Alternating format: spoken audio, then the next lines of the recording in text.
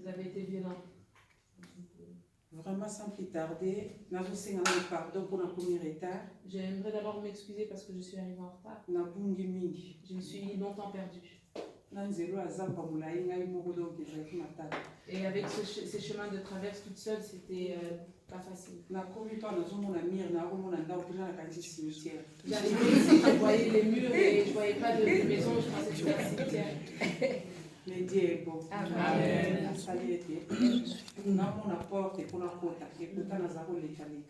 Et tout d'un coup, le Seigneur a permis que je puisse voir la porte alors que je passais. Amen. Le Seigneur est bon parce qu'il a permis que nous puissions être ici aujourd'hui. Nous allons prier. Papa na likolo, Papa na Yesu Christo. Père, nous te rendons grâce. Merci pour Nous te disons merci pour ton amour, Dieu. Seigneur de gloire,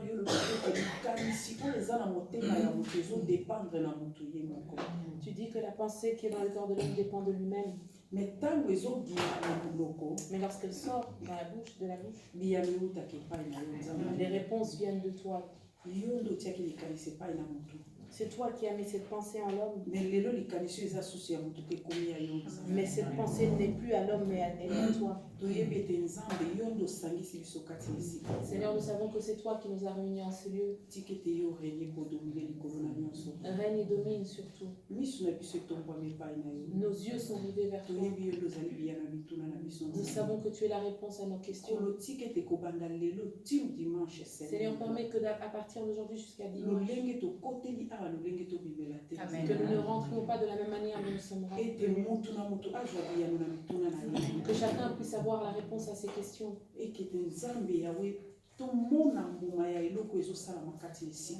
Et que nous puissions voir les fruits de ce qui se passe ici. Que nous puissions témoigner de ta grandeur. Amen. Que la gloire te revienne. Je m'abandonne à toi. Moi, je ne sais pas parler. Et je ne suis pas non plus intelligent. Mais c'est toi qui parles. Utilise-moi comme un simple instrument. Père, toi parle. Amen. Si moi je parle, le peuple ne sera pas Amen. sauvé. Mais si toi tu parles, chacun aura sa part. Voilà pourquoi nous te bénissons. Saint-Esprit, nous te laissons la place. Au nom de Jésus. Amen. Amen. Amen.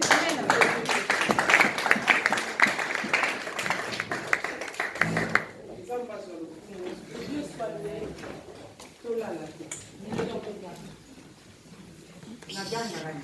Je ne crie pas. Je ne saute pas.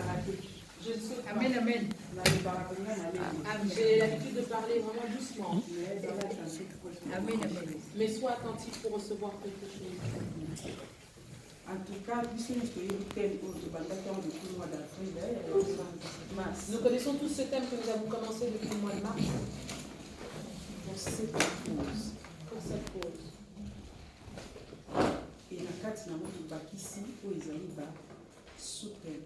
Et dans ce grand thème, nous avons ajouté des sous-thèmes. Comment identifier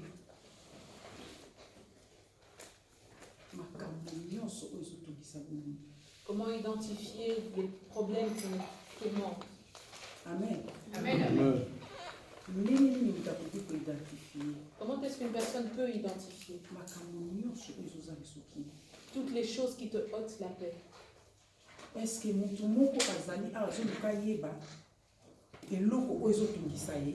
qu'il y a une personne ici qui veut savoir quelle est la source de la chose qui la dérange? Amen. Amen. À partir du moment où tu as laissé ta maison, et peut-être que tu as laissé ton mari et les enfants, tu as laissé ta femme et les enfants, tu es venu en ce lieu. Est-ce que tu es vraiment venu chercher le salut pour savoir ce qui te dérange réellement? Amen. Amen. Certains peuvent en être conscients de savoir. Et certains peuvent être ignorants. Amen. Il ne sait pas ce qui le dérange. Avant de commencer, j'aimerais d'abord que que l'on lise un verset. Ecclésiaste, Ecclésiaste, chapitre 7, verset 14. 7, 14.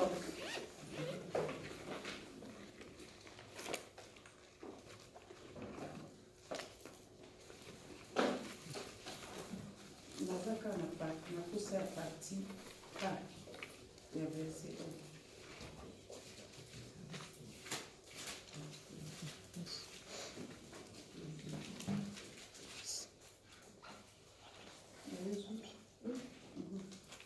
Je lis au nom de Jésus. Amen.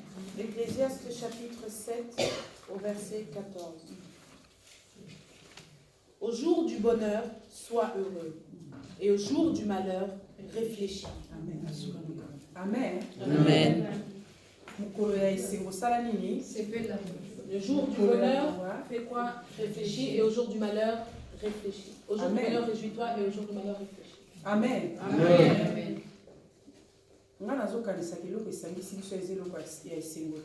Je pense que ce qui nous a réunis ici n'est pas forcément un sujet de joie. Si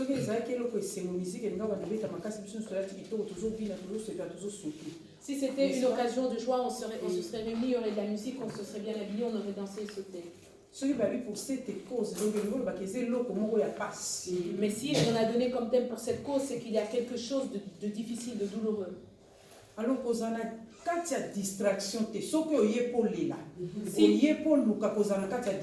alors si tu es venu vraiment chercher, ne sois pas dans la distraction.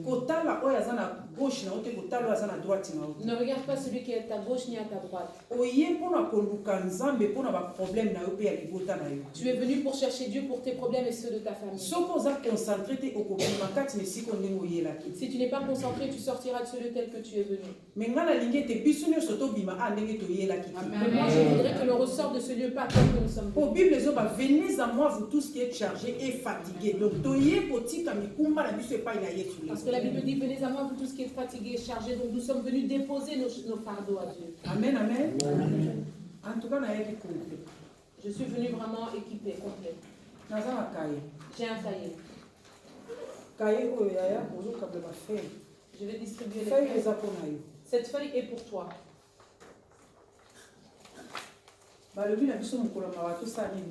On nous a dit quoi faire le jour du malheur. Nous avons 5 minutes. Nous avons 5 minutes.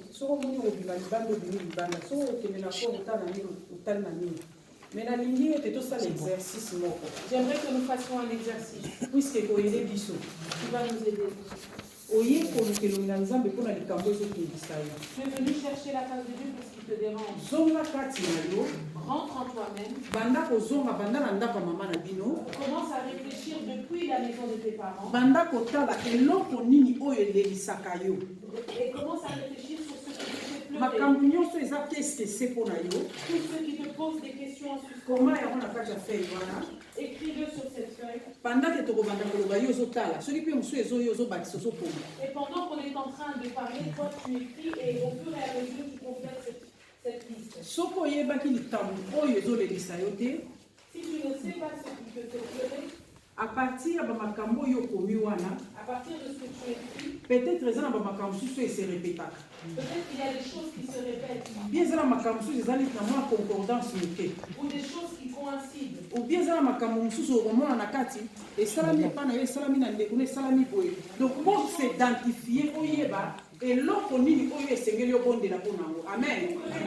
Pour bondela pamba pamba te oyeba na lingi na bondela pourquoi. Soko yebi source voilà pourquoi les autres senga mais tozo senga mabe ya mo tozo te. Donc il faut y avoir des senga les sous mabe. Mais sachons pourquoi nous sommes venus ici. Amen. Amen. Pourquoi est-ce que tu es venu? Soit temps pour réfléchir. Prends le temps de réfléchir. Cherche à écrire. Pour que tu ne l'oublies pas. Et que ça te ramène à prier et d'aller en profondeur de ces choses. Parce que pour le thème de comment identifier tous tes problèmes. Parce que le thème de ce soir, c'est comment identifier la source. Comment est-ce que tu peux l'identifier? malobe kimaka mais l'écriture etikala. Amen. Nzamba pambola biso topesi 5 minutes. Que le Seigneur nous bénisse, nous accordons 5 minutes. Que chacun prenne le temps d'écrire. Peut-être que c'est dans le domaine du mariage, peut-être des enfants, je ne sais pas.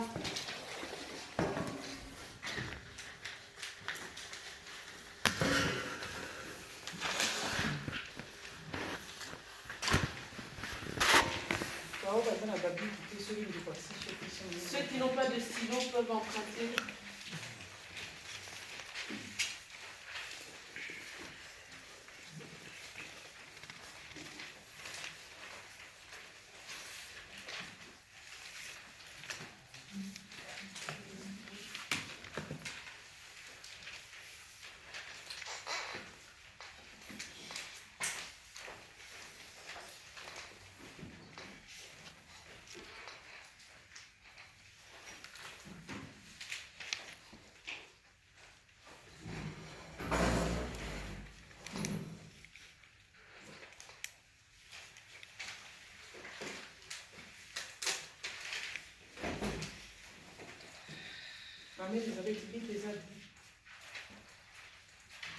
Vous n'avez pas des livres en plus.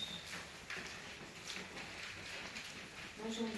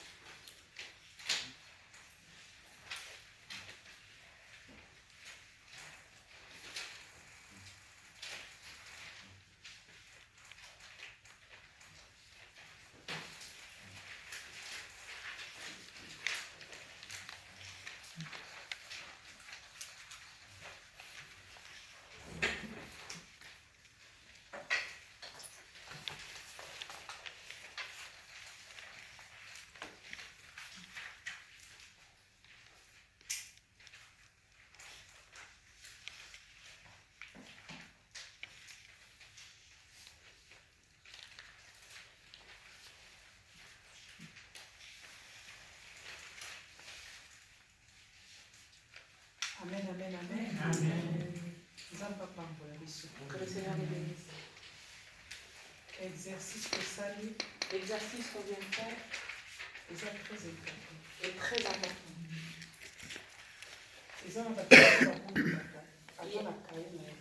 Il y a certaines personnes qui prient avec un bloc-notes.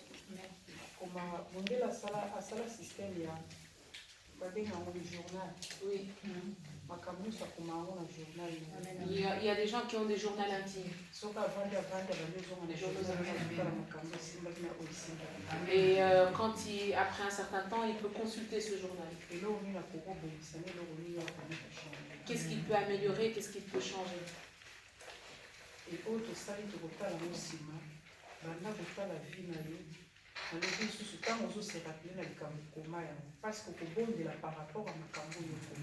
Et j'aimerais dire que ce papier-là, tu peux continuer ta liste au fur et à mesure, parce que quand tu vas prier par rapport aux choses que tu as écrites sur cette liste. Amen. Amen.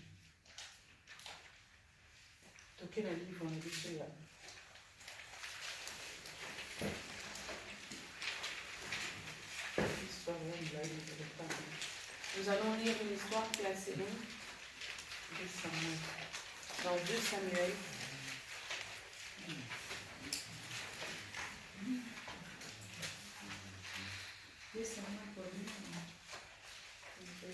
2 Samuel 11.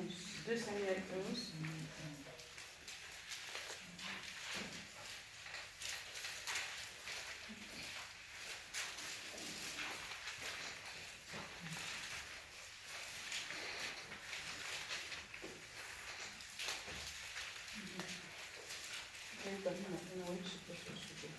À partir du verset 1.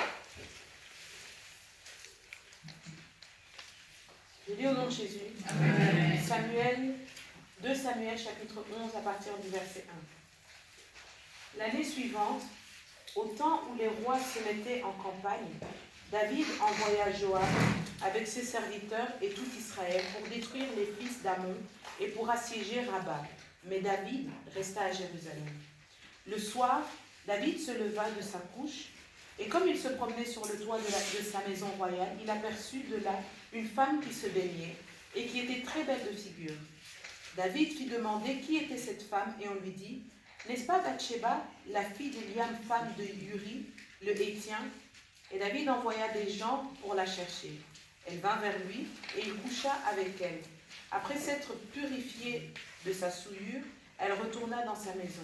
Cette femme devint enceinte, et elle fit dire à David, « Je suis enceinte. » Alors David expédia cet ordre à Joab, « Envoie-moi Uri le Héthien. » Et Joab envoya Uri à David. Uri se rendit auprès de David, qui l'interrogea sur l'état de Joab, sur l'état du peuple et sur l'état de la guerre. Puis David dit à Uri, « Descends dans ta maison et lave tes pieds. » Uri sortit de la maison royale et il fut suivi d'un présent du roi. Mais Uri se coucha à la porte de la maison royale avec tous les serviteurs de son maître, et il ne descendit point dans sa maison. On en informa David, et on lui dit, Uri n'est pas descendu dans sa maison. Et David dit à Uri, n'arrives-tu pas de voyage? Pourquoi n'es-tu pas descendu dans ta maison?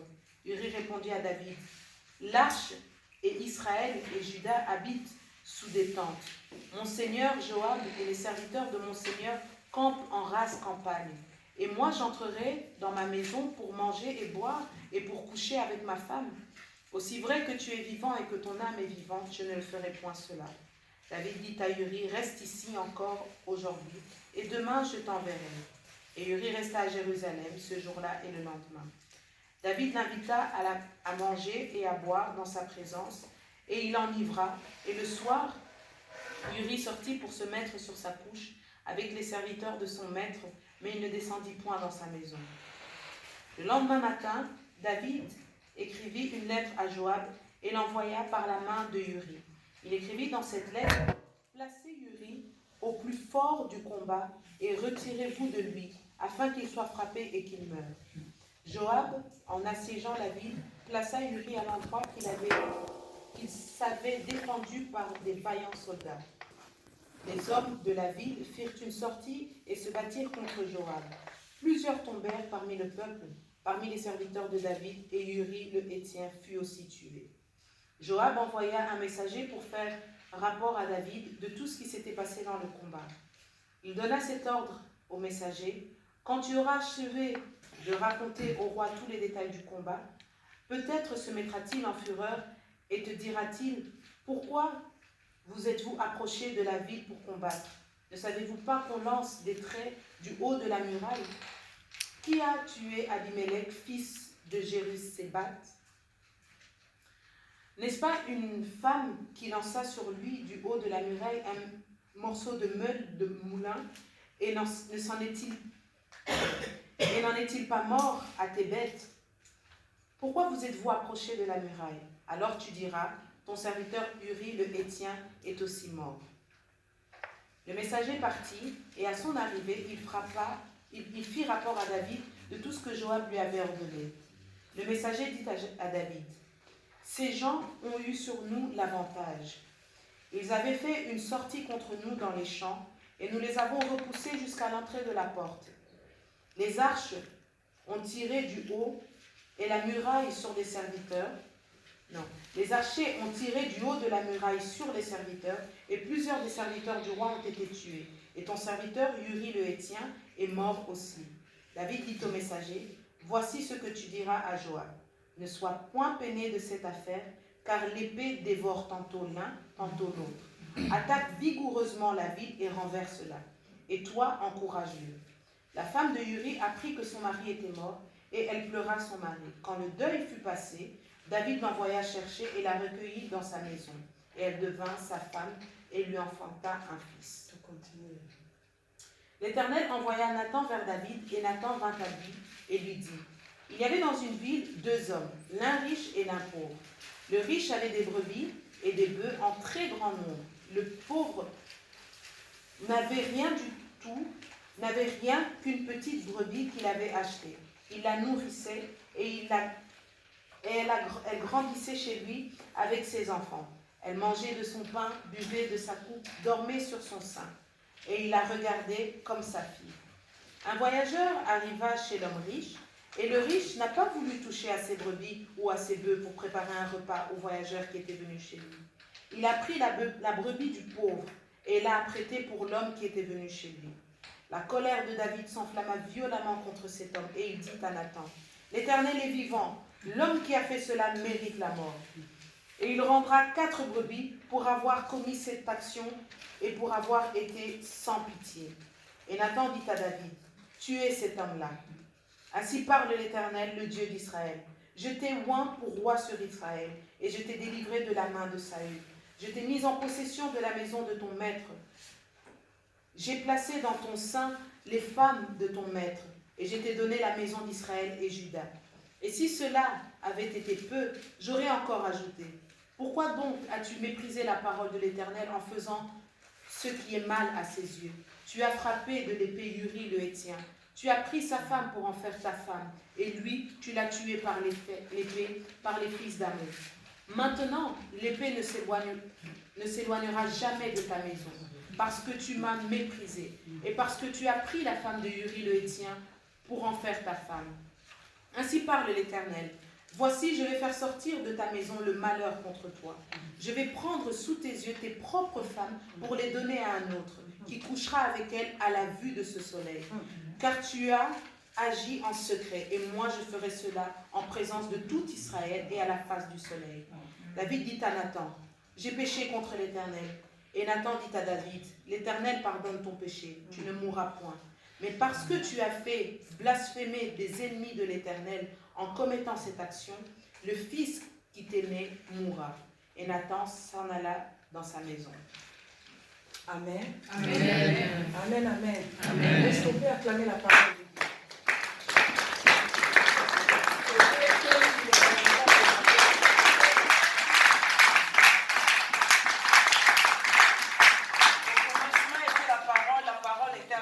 La parole est Dieu. Donc, tant que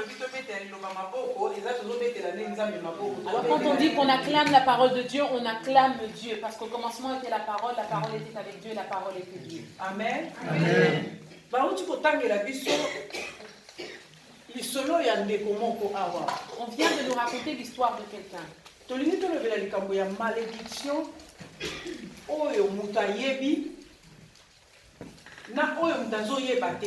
Nous voulons parler des malédictions dont on connaît la cause et dont on ne connaît pas la cause. Amen.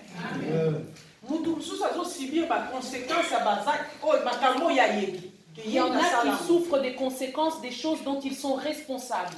Mais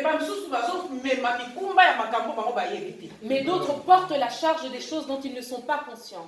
Amen. Amen. Voilà pourquoi j'ai découvrir. Parce qu'en ça, tu vas découvrir.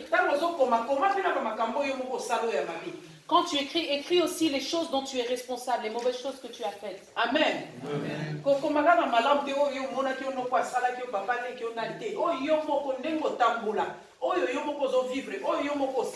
N'écris pas seulement les choses que ton père, ton oncle a fait, mais celles aussi dont tu es consciente que tu as commis, la manière dont tu t'es comporté, dont tu as marché jusqu'à aujourd'hui. Parce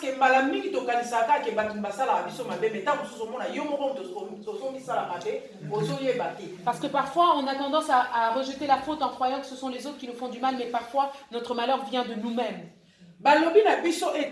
On nous dit que en ce temps-là, les rois vivaient en campagne. Alléluia. Ils étaient dans les campagnes. Et en ce temps-là, quand il y avait des guerres, Les rois ne restent pas chez eux. Ils sont en première ligne. Et les soldats derrière eux. Mais dans cette histoire, on nous dit que ce jour-là, pour cette bataille-là, le roi David était resté chez lui. Il était chez lui dans sa maison. Et il est sorti de son balcon, sur son balcon. Je ne sais pas s'il était en choc, s'il avait son essuie sur son épaule. Avec son petit verre de vin. Et il admirait le paysage. Et il a vu ce qu'il n'était pas censé voir. L'innocent et le coupable. Il y a certaines choses qui arrivent dans la vie.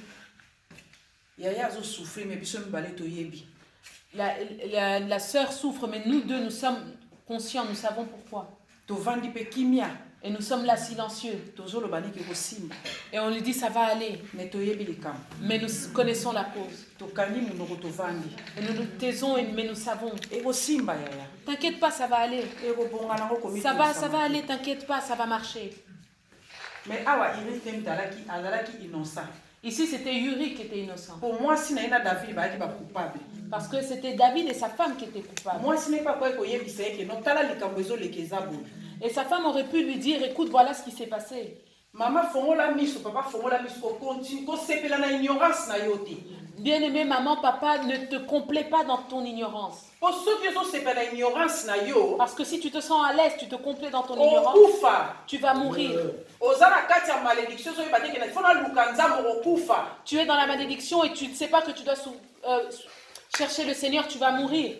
Le roi David était roi. Il était aussi serviteur de Dieu. Mais maudit. Par Dieu lui-même. Il y a des pasteurs qui sont maudits. Il est pasteur. Il a prié Dieu. Il peut avoir tous les titres. Mais il se promène, il vit avec une malédiction. Il se peut que la malédiction vienne de la famille ou que Dieu l'ait maudit. Mais il faut savoir, parce que si tu ne le sais pas, tu vas risquer de mourir sous cette malédiction et sans en être conscient. Et on dit que le roi David, c'est plus d'une femme qui était en train de prendre son bain. De par l'autorité qu'il avait, prophète Nathan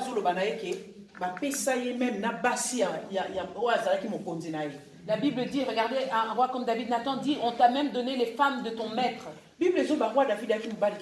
La Bible dit que David était un bel homme. Donc David avait le droit de prendre toutes les femmes de son maître.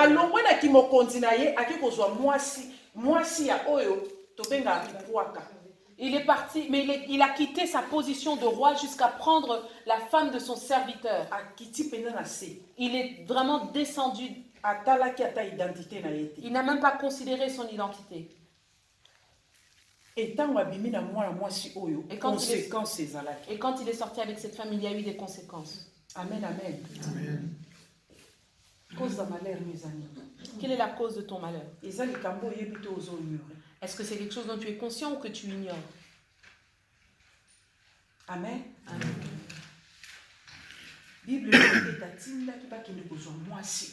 La Bible dit qu'il a envoyé chercher cette femme. Et lorsque cette femme est venue, le roi David a fait ce qu'il pouvait faire avec elle. Est-ce que cette femme a refusé? Est-ce qu'elle a donné l'explication? Ou est-ce qu'elle n'avait pas le choix? En tant que femme mariée. Mais ça s'est fait. Elle n'a rien dit non plus à son mari. Amen. Parce que jusqu'à ce qu'elle soit consciente qu'elle était enceinte, il s'est passé un temps.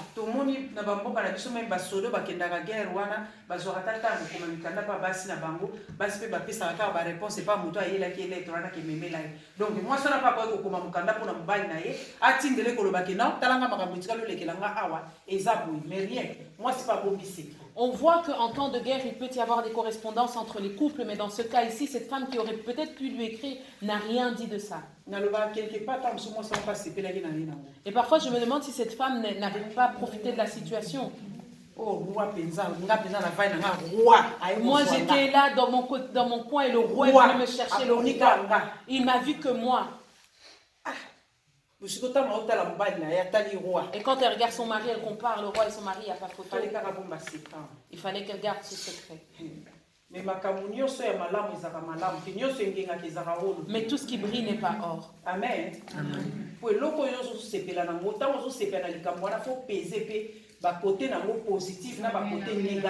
Parce que quand tu vois quelque chose briller, il faut que tu puisses peser le pour et le contre, les côtés positifs et négatifs.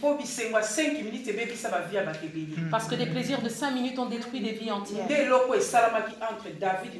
C'est ce qui s'est passé entre David et cette femme. Ce plaisir de courte durée a détruit des générations. Cette femme est tombée enceinte. Elle a envoyé dire à David. Et David l'a entendu. Et il commençait à chercher une solution. Amen. Le mari de la femme est rentré de la guerre et le mensonge s'est mêlé dans l'histoire.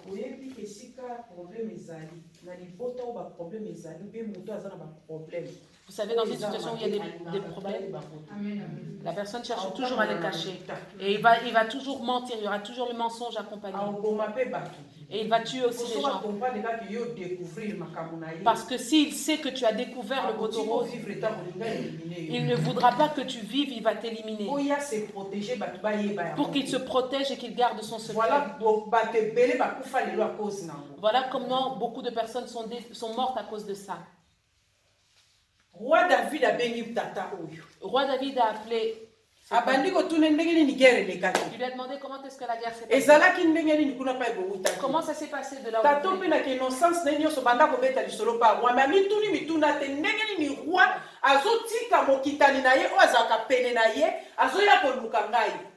mais ce monsieur a commencé à répondre, mais il ne s'est pas posé la question de dire mais pourquoi est-ce qu'il n'a pas demandé à Joab, son chef de l'armée, et il est venu me demander à moi, soldat. Il ne s'est pas posé la question. Voilà l'ignorance. Voilà, nous parlons de l'ignorance. Tu vis une situation, tu n'as même pas le temps de t'arrêter de poser la question pourquoi cette situation? Pourquoi cette personne a dit ça? Amen. Lui, il est content, on l'a appelé. On l'a laissé son maître pour venir lui demander à lui. Et